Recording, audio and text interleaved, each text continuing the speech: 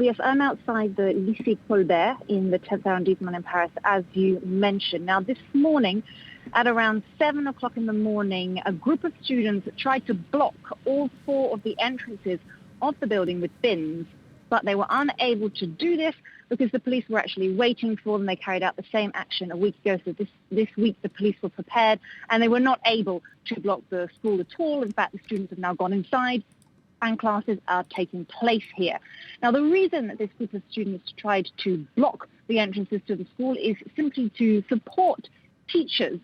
Several teachers' unions have called on their members to go on strike today, and there will be a gathering in Paris. They will be marching towards the Education Ministry later today, this afternoon.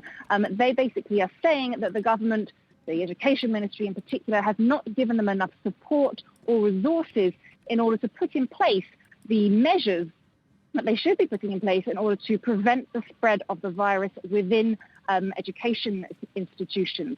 So really this comes down to things like the government would like students to keep a metre apart if they're not within the same group or class.